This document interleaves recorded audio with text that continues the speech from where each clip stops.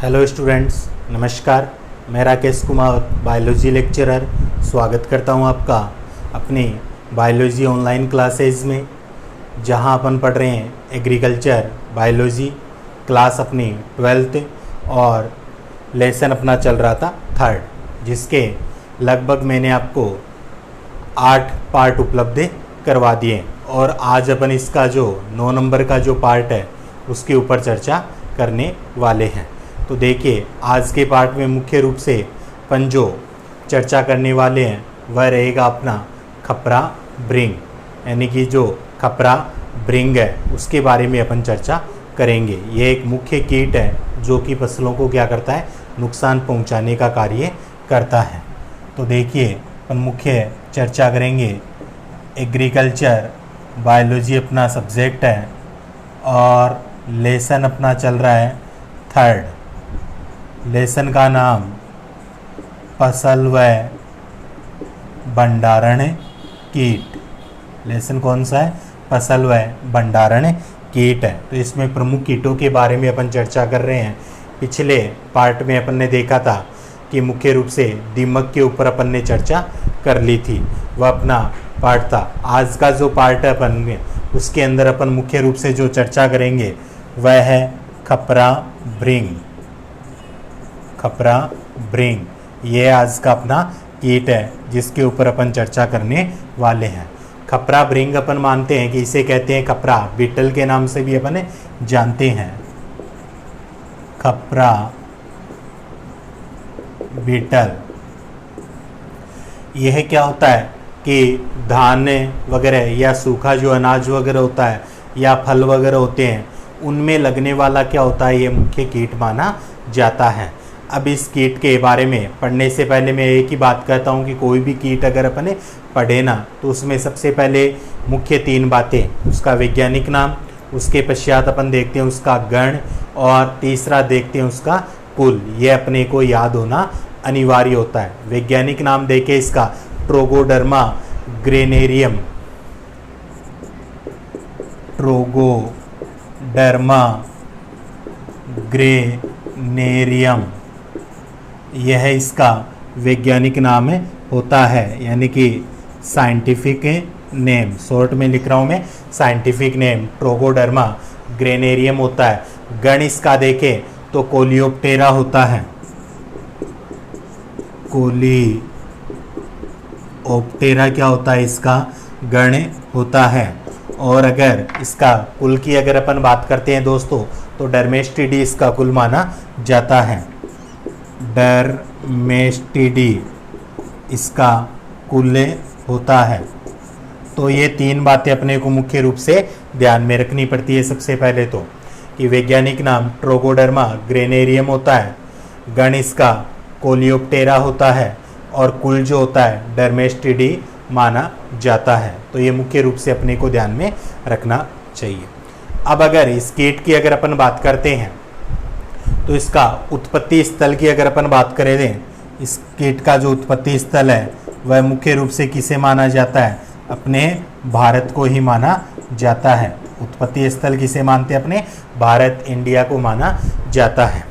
भारत के अलावा अगर अपन देखें तो यह मुख्य रूप से अफ्रीका, म्यांमार, चीन, पाकिस्तान आदि देशों में भी प्रेजेंट होता है।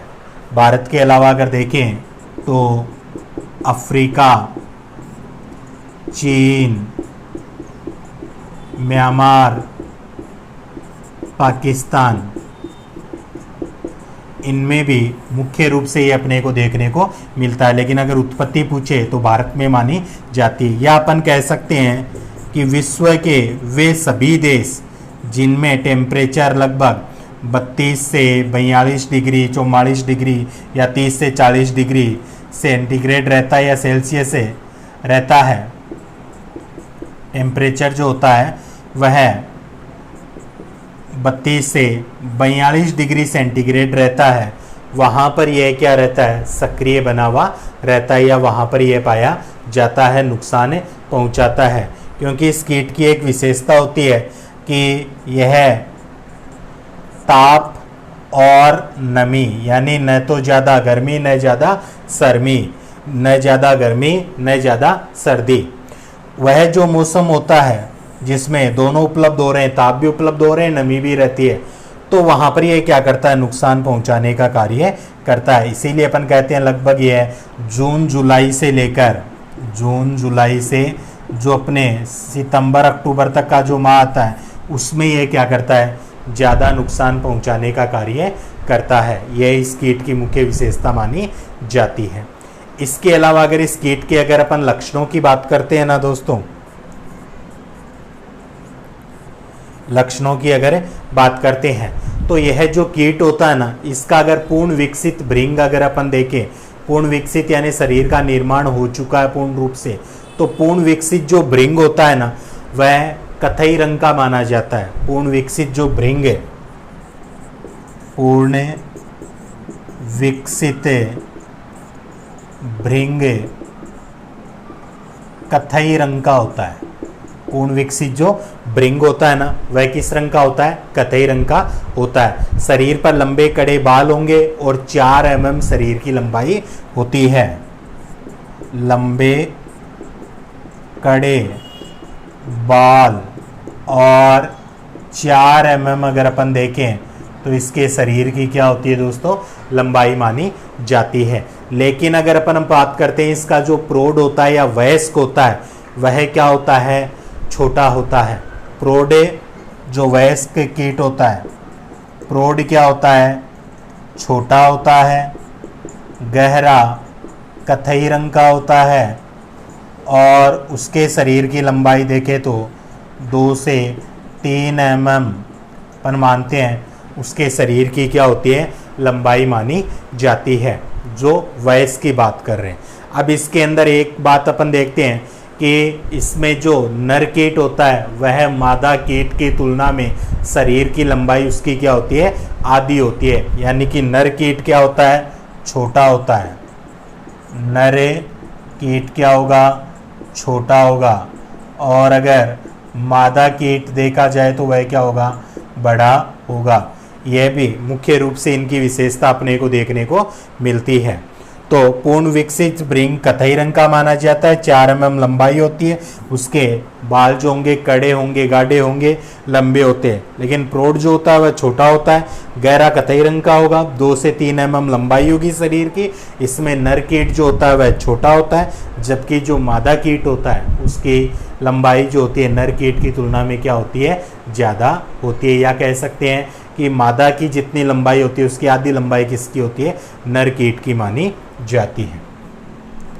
इसके बाद में जो अगला पॉइंट आता है वह आता अपने क्षति या महत्व का, यानी कि यह कीट किस प्रकार से क्षति पहुंचाते हैं और क्या इनका महत्व माना जाता है। महत्व में अपन देखते हैं लाभ व हानि दोनों को अपने प्रमुख रूप से पढ़ते हैं, लेकिन यहाँ पर मुख्य रूप से अपन पढ़ेंगे कि इसके द्वारा हानि किस प्रकार से होती है, कैसे यह फसलों को क्या करता है, नुकसान पहुँचाने का कार्य करता है।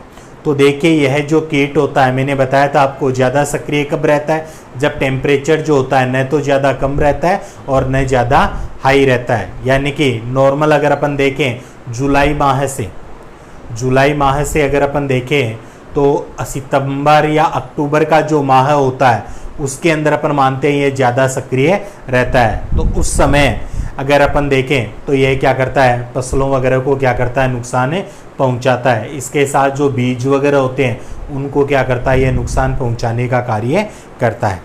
फसलों व बीजों के अलावा अगर अपन देखें तो जो भंडारण होता है, अपने भंडार कक्ष होते हैं, गोदाम वगैरह होते हैं, जहाँ पर अपन क्या करते हैं बीजों का या जो धान की फसल वगैरह होती है उनका क्या करते हैं अपन, रख रखाव करते हैं या भंडारण करते हैं। तो वहाँ पर भी यह जो खपरा होता है यह क्या करता है, नुकसान पहुँचाने का कार्य करता है। तो देखिए मुख्य रूप से अगर अपन देखें गेहूँ, जौ, जवार, बाजरा, मक्का, धान, चना, पोस्ते और सूखे फल वगैरह जो भी होते हैं उनको क्या करता है, यह नुकसान पहुंचाता है। और अगर क्षति देखें ना इस कीट के द्वारा तो केवल इसका जो भृंगक जो होता है वह अपन कहते हैं कि नुकसान पहुंचाने का कार्य करता है। ये मैंने बता दिया जुलाई से अक्टूबर तक ये क्या करता है, ज़्यादा क्षति या नुकसान पहुंचाने का कार्य करता है, क्योंकि इस समय जो मौसम होता है, या अपन कह सकते हैं कि जलवायु या वातावरणीय टेम्परेचर होता है, वह गर्म भी रहता है और नम भी रहता है, यानी कि मध्य मौसम अपन कह सकते हैं। तो गेहूं, जौ, जवार, बाजरा, गेहूं, जौ, जवार, बाजरा, पोस्ते, सूखे फल, ये क्या, इनको क्या करता है, ये मुख्य रूप से नुकसान पहुंचाने का कार्य करता है। इसमें जो क्षति होती है, क्षति केवल जो इसकी भृंगक अवस्था अपन मानते हैं, भृंगक पहुंचाते हैं, क्षति केवल जो इसके भृंग होते हैं वह क्षति पहुंचाने का कार्य करते हैं। मुख्य रूप से वही अपन देखेंगे ज़्यादा नुकसान पहुंचाते हैं। जुलाई से अक्टूबर में सक्रिय, तो जुलाई से अक्टूबर ये क्या करते हैं, सक्रिय रहने का कार्य करते हैं, क्योंकि इस समय मैंने आपको बता दिया टेम्परेचर क्या होता है, मध्य में होता है। इसके जो गिडार होते हैं ना, वह भ्रूण या कमजोर भाग को क्या करते हैं, काटते हैं और उसके अंदर क्या कर जाते हैं, प्रवेश कर जाते हैं। जैसे कोई भी बीज है तो उसके अंदर अपन कहेंगे कि वह प्रवेश करके क्या करते हैं, उसके भ्रूण को खा जाते हैं, जिससे बीज के जो अंकुरण क्षमता होती है ना, वह क्या हो जाती है, कम हो जाती है, और बीज के अंकुरित होने की संभावना भी क्या हो जाती है, कम हो जाती है। अगर बीज अंकुरित हो भी जाता है तो उसकी पौष्टिकता में क्या आ जाती है, कमी आ जाती है। और इस कीट की एक विशेषता होती है कि यह अनाज में अगर अपन देखें तो अनाज की जो फसल होती है उसमें 50 सेंटीमीटर ऊपरी सतह तक ये क्या करता है, आक्रमण करता है। फिर ऊपर अपन मानते हैं कि इसका आक्रमण नहीं होता है। यह मुख्य रूप से इसकी विशेषता मानी जाती है। तो इसका जो गिडार भ्रूण होता है ना, गिडार भ्रूण, यह क्या करता है, गिडार जो अवस्था होती है इसकी, यह गिडार भ्रूण को खा जाता है, भ्रूण को खा जाता है, या कोमल अंगों को खा जाता है, कोमल अंगों को खा जाता है, जिससे क्या होगा, भ्रूण नष्ट होने से, या अपन मान सकते हैं उसकी थोड़ी बहुत क्षति होने से बीज अंकुरण क्षमता कम हो जाती है। बीज की जो अंकुरण क्षमता होती है ना, वह क्या हो जाती है, कम हो जाती है।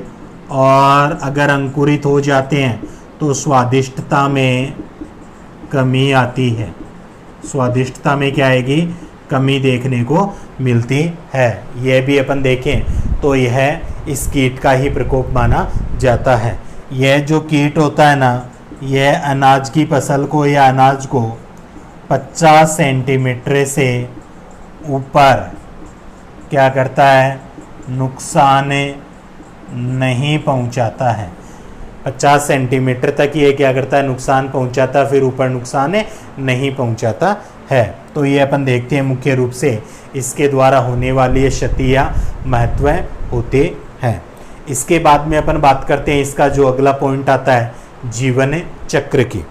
तो दोस्तों जीवन चक्र की अगर अपन बात करें तो जीवन चक्र शुरू होता है, प्रत्येक जो कीट होता है उसकी मैथुन क्रिया, जनन क्रिया से शुरू होता है। तो इसके अंदर अपन मानते हैं कि नर व मादा कीट के अंदर मैथुन की क्रिया होती है। उसके पश्चात 1 से लगभग 2-3 दिन में अपन मान सकते हैं कि मादा कीट के द्वारा अंडे दिए जाते हैं। और जो अंडे होते हैं ना, वह अगर अपन देखें तो जो दाने वगैरह होते हैं, अपने अनाज वगैरह के दाने वगैरह, इनके ऊपर अपन मानते हैं समूह के अंदर 2 से 5 के समूह में अपन मानते हैं जो अंडे होते हैं वह दिए जाते हैं। इनमें जो मादा कीट होता है वह अगर अपन देखें तो अपने संपूर्ण जीवन काल में 120 से लेकर 150 तक क्या होती है, अंडे देते हैं। मादा कीट के द्वारा लगभग 120 से 150 तक अंडे दिए जाते हैं। और इन अंडों का अगर अपन उष्मायन काल की बात करते हैं, जिसमें इनको टेम्परेचर की आवश्यकता होती है, क्योंकि अंडे जो होते हैं उनको उष्मायन काल की आवश्यकता होती है, टेम्परेचर पाकर ही वह क्या होते हैं, प्रस्फुटित होते हैं। तो उष्मायन काल अगर अपन देखें तो गर्मियों के अंदर अगर इनका उष्मायन काल देखें तो वह क्या होता है 3 से 5 दिन का अपन मानते हैं, यानी कि सर्दियों की तुलना में कम होता है, क्योंकि गर्मियों में वैसे भी वातावरणीय टेम्परेचर अधिक होता है। तो गर्मियों में उष्मायन काल 3 से 5 दिन का होता है, और अगर सर्दियों में उष्मायन काल देखें अंडों का तो वह कितना होता है स्टूडेंट, 6 से 10 दिन का अपने को देखने को मिलता है। इनके जो नर डिंबक होते हैं या अपन कहेंगे अंडों से जो नर डिंबक या नर कीट बनेंगे उनका विकास तो अपन कहते हैं 20 से 30 दिन के अंदर अपन मान सकते हैं कि उनका निर्माण हो जाता है। लेकिन अगर मादा डिंबक या मादा कीट का निर्माण होता है तो इसमें लगभग 20 से 40 दिन का क्या लगता है, समय लगता है। और एक वर्ष में अगर देखें तो 4 से 5 पीढ़ियाँ इसकी उत्पन्न होती है। तो ये था इसका जीवन चक्र। मेन बातें आपको बता देता हूँ जीवन चक्र की।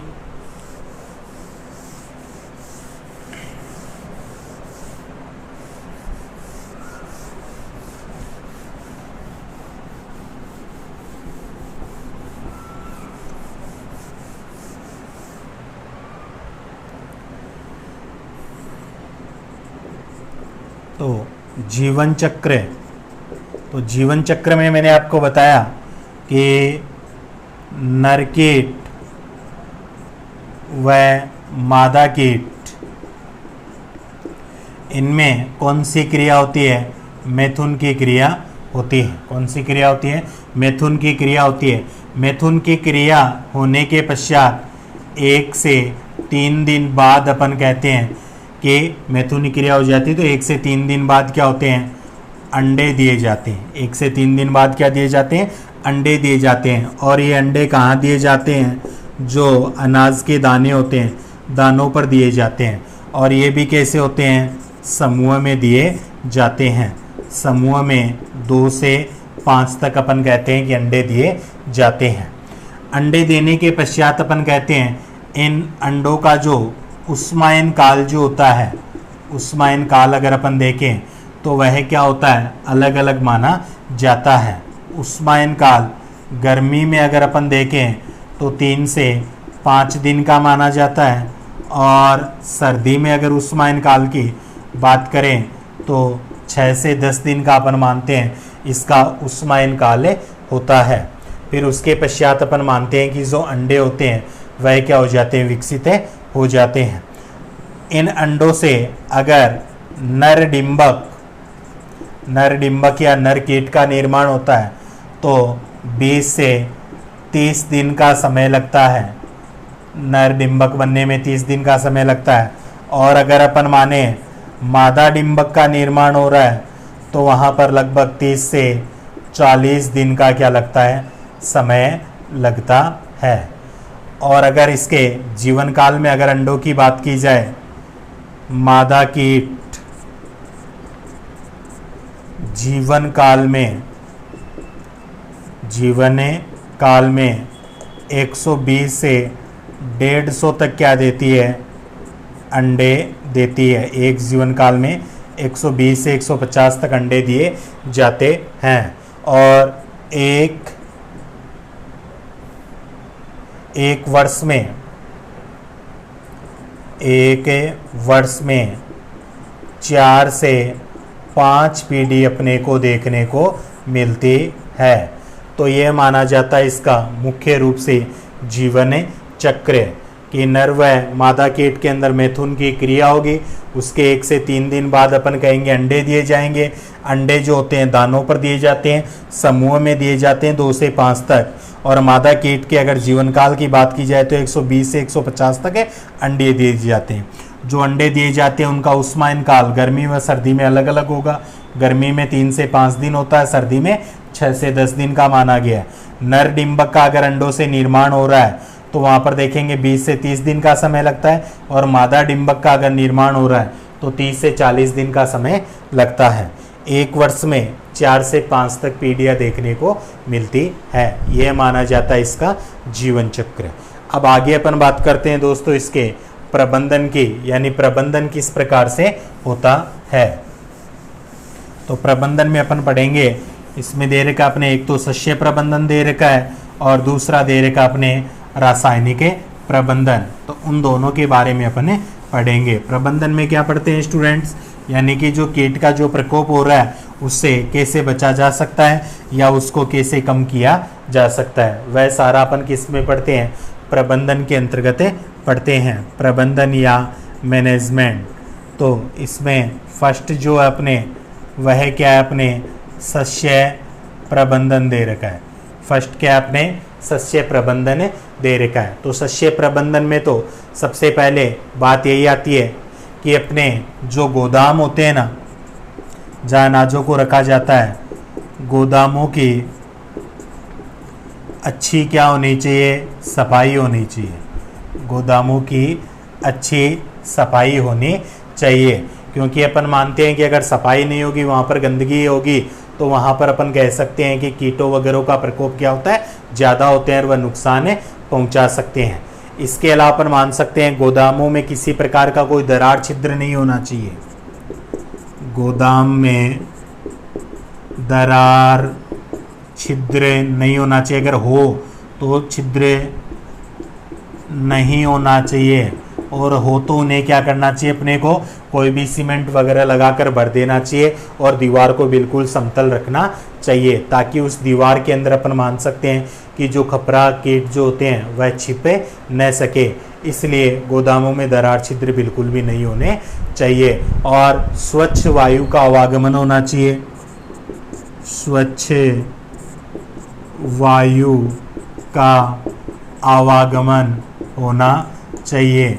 ये भी अपन देखते हैं, इससे वातावरण क्या होता है, शुद्ध बना हुआ रहता है। इसके अलावा अगर देखें तो अपने को जो अनाज वगैरह अपन भंडारित कर रहे हैं, तो उसको पहले धूप में क्या होना चाहिए, सुखाना चाहिए। उसके पश्चात क्या करना चाहिए, भंडारित करना चाहिए, क्योंकि अगर अपन अनाज को टेम्परेचर दे रहे हैं तो उसकी नमी क्या होती है, नष्ट होती है, और कम नमी जब आ जाती है तो इस कीट का प्रकोप क्या हो जाता है, कम हो जाता है। तो अनाज को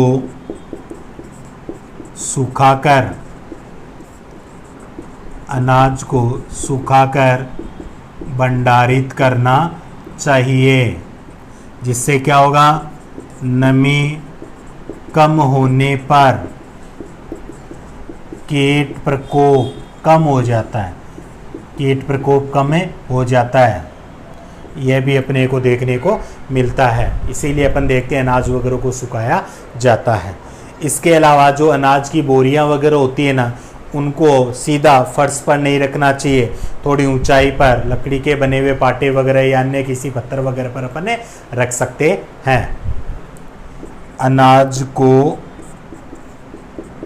ऊंचाई पर रखना चाहिए, ऊंचाई पर रखना चाहिए, ये भी अपन कह सकते हैं। और दीवार से टच भी नहीं होने चाहिए, दीवार से 50 सेंटीमीटर तक दूरी होनी चाहिए। जो बोरियां वगैरह रखे ना अपन, उनकी दीवार से 50 सेंटीमीटर तक दूरी होना अनिवार्य होता है, वरना जो कीट वगैरह होते हैं वह दीवार की सहायता से चढ़ते हुए अपने उन्हें अनाज के अंदर पहुंच सकते हैं, इसलिए वह दूरी होना अनिवार्य होता है।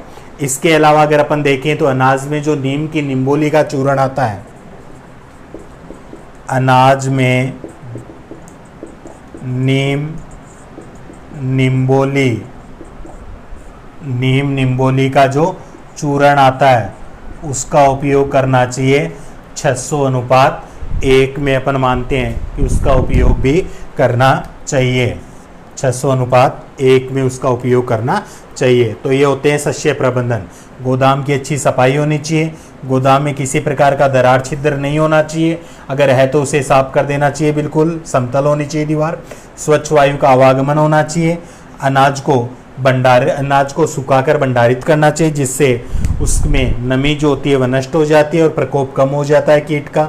अनाज को ऊंचाई पर रखना चाहिए, थोड़ा नीचे कोई लकड़ी का पाटा वगैरह लगा देना चाहिए, और दीवार से 50 सेंटीमीटर दूरी तक रखना चाहिए। और अनाज में नीम की निम्बोली का जो चूर्ण है उसका उपयोग करना चाहिए, वह होना चाहिए 600:1 में अपन इसे काम में लेते हैं। 600 अगर 600 देखा जाए तो अनाज के लिए, एक यहाँ पर लिया गया अपने नीम की निम्बोली चूर्ण के लिए।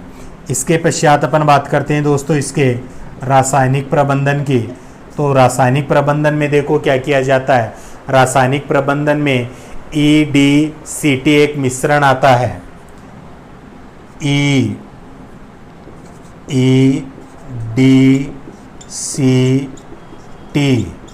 ये एक मिश्रण आता है EDCT। इसका 30 से 40 किलोग्राम प्रति हेक्टेयर के हिसाब से 30 से 40 किलोग्राम प्रति हेक्टेयर के हिसाब से अपने को क्या करना चाहिए, इस मिश्रण को काम में लेना चाहिए। EDCT की फुल फॉर्म देखें तो E का मतलब होता है इथिलीन, आगे अपन देखें D का मतलब होता है डाई ब्रोमाइड, C का मतलब होता है कार्बन और T का मतलब होता है टेट्रा क्लोराइड। तो ethylene di bromide carbon tetra chloride, ethylene di bromide, ethylene di bromide carbon tri chloride,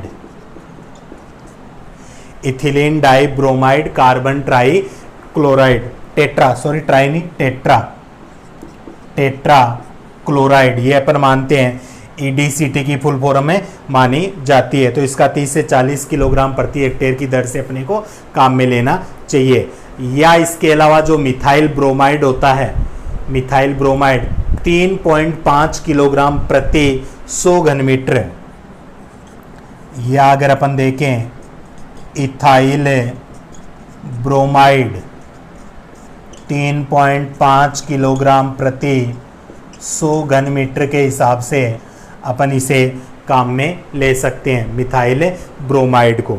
या इसके अलावा देखें तो एक आता अपने इथिलीन डाई ब्रोमाइड, या इथिलीन क्या आता है, इथिलीन डाई ब्रोमाइड, जिसे EDB के नाम से अपने जानते हैं, इथिलीन डाई ब्रोमाइड। उसका 3 ml प्रति क्विंटल अनाज की दर से प्रयोग करना चाहिए। 3 ml प्रति क्विंटल अनाज में क्या करना चाहिए दोस्तों, इसका उपयोग करना चाहिए। तो ये माने जाते हैं उसके मुख्य रासायनिक प्रबंधन। और यह जो मैंने बताया है प्रबंधन आपको, यह है ओनली ऑन जो साबुत यानी कि पक्का अनाज होता है, जिसे अपन साबुत अनाज कहते हैं, उसी में काम में लिया जाता है। बिना पिसा हुआ जो अनाज, पीसे हुए अनाज में यह उपयोग में नहीं लिया जा सकता है। तो इस प्रकार से अपन मान सकते हैं इस कीट का जो प्रकोप है वह कम किया जा सकता है। अब जो कीट मैंने आपको बताया पूरा, उसका 2 मिनट के अंदर मैं चाहता हूं कि पूरा रिवीजन कर देता हूं, ताकि आप लोग अच्छे प्रकार से इसे समझ सके। खपरा जो भृंग होता है उसका वैज्ञानिक नाम बताया था ट्रोगोडर्मा ग्रेनेरियम, मैंने आपको वैज्ञानिक नाम बताया। उसके पश्चात गण जो था कोलियोप्टेरा था। कुल जो बताया था आपको डर्मेस्टिडीज का कुल बताया गया था। फिर उत्पत्ति स्थल भारत बताया गया था, या अपन देखते हैं भारत के अलावा अगर मुख्य रूप से अफ्रीका, म्यांमार, चीन, पाकिस्तान, इनमें भी पाया जाता है, या कह सकते हैं उन सभी देशों में पाया जाता है जहाँ का टेम्परेचर 30 से 40 या 32 से 42-44 डिग्री सेल्सियस तक रहता है, उनमें प्रेजेंट रहेगा। लक्षण अगर देखें तो पूर्ण विकसित जो भृंग होता है वह कथई रंग का होता है, लंबे कड़े बाल पाए जाएंगे, 4 mm तक शरीर की लंबाई होगी। लेकिन अगर प्रौढ़ की बात की जाए तो लंबाई वहाँ पर 2 से 3 mm आ जाती है, गहरा कथई रंग का हो जाता है। और नर जो होता है वह छोटा होता है, मादा जो होती है वह बड़ी होती है। क्षति महत्व की अगर अपन बात करते हैं तो गेहूँ, जौ, जवार, बाजरा, पोस्त या सूखे जो अनाज होते हैं, सूखे फल, उन सबको यह क्या करता है, नुकसान पहुंचाता है। जुलाई से लेकर अक्टूबर माह में यह ज़्यादा नुकसान पहुंचाता है, क्योंकि उस समय मौसम न तो ज़्यादा गर्म होता है न ज़्यादा सर्दी होती है। इसका जो गिडार भ्रूण होता है वह कमज़ोर भाग को काटकर अपन कह सकते हैं बीज के अंदर प्रवेश कर सकता है और भ्रूण को खा जाता है। भ्रूण को खा जाता है तो अंकुरण क्षमता कम हो जाती है और स्वादिष्टता में कमी भी आती है। अनाज में अपन मानते हैं 50 सेंटीमीटर तक यह नुकसान पहुंचाता है, फिर ऊपर नुकसान नहीं पहुंचाता है। जीवन चक्र में मैंने आपको बताया कि नर व मादा कीट के द्वारा मैथुन की क्रिया होती है। मैथुन क्रिया के पश्चात अंडे दिए जाते हैं। अंडे जो होते हैं अनाज के दानों पर दिए जाते हैं, समूह में दिए जाते हैं। 2 से 5 तक अपन कहेंगे अंडे दिए जाते हैं। इन अंडों का अगर उपस्मायन काल देखा जाए तो वह लगभग अपन देखें तो गर्मी में 3 से 5 दिन का माना जाता है, या 3 से 6 दिन का कह सकते हैं। सर्दी में 6 से 10 दिन का उपस्मायन काल होता है। फिर उससे अपन मान सकते हैं कि डिंबक का निर्माण होता है। एक मादा कीट अपने संपूर्ण जीवन काल में 120 से 150 तक अंडे देती है। नर डिंबक जो होते हैं ना दोस्तों, उनके निर्माण में 20 से 30 दिन का समय लगता है, तो मादा डिंबक के निर्माण में लगभग 20 से 40 दिन का समय लगता है, और 1 वर्ष में लगभग 4 से 5 पीढ़ियाँ अपने को देखने को मिलती हैं। फिर बात आई थी अपने शस्य प्रबंधन की, तो शस्य प्रबंधन में मैंने मेन बातें बताई आपको। सबसे पहले तो गोदाम की अच्छी सफाई होनी चाहिए, गोदाम में दरार छिद्र नहीं होना चाहिए, स्वच्छ वायु का आवागमन होना चाहिए, अनाज को सुखाकर काम में लेना चाहिए, और जिससे नमी कम वगैरह हो जाती है और प्रकोप कम होता है कीट का। अनाज बोरी को लकड़ी के पाटे वगैरह पर रखना चाहिए, यानी ऊंचाई पर रखना चाहिए, दीवार से लगभग 50 सेंटीमीटर दूरी पर रखना चाहिए, और अनाज में नीम की निम्बोली का जो चूर्ण आता है उसका उपयोग करना चाहिए 600:1 में। रासायनिक प्रबंधन मैंने बताया था साबुत अनाज के लिए कि EDCT एक मिश्रण आता है, उसका उपयोग 30 से 40 किलोग्राम प्रति हेक्टेयर की दर से करना चाहिए। EDCT की फुल फॉर्म बताई थी, ethylene dibromide carbon tetra chloride. इसके अलावा अपन कह सकते हैं कि मिथाइल जो ब्रोमाइड आता है उसका 3.5 किलोग्राम प्रति 100 घन मीटर के हिसाब से भी उपयोग कर सकते हैं, या इथिलीन डाइब्रोमाइड EDB जो आता है उसका 3 ml प्रति क्विंटल की दर से अपन क्या कर सकते हैं, उपयोग करना चाहिए। और ये सारा जो रासायनिक प्रबंधन है केवल पीसे हुए अनाज पर लागू होता है। तो ये थी दोस्तों आज की क्लास, आशा करता हूँ अच्छी लगी होगी। फिर भी कोई डाउट है तो कमेंट्स में पूछ सकते हैं। वीडियो देखने के लिए आप सभी का धन्यवाद। मिलते हैं अगली क्लास में एक नए टॉपिक के साथ, तब तक के लिए जय हिंद, जय भारत।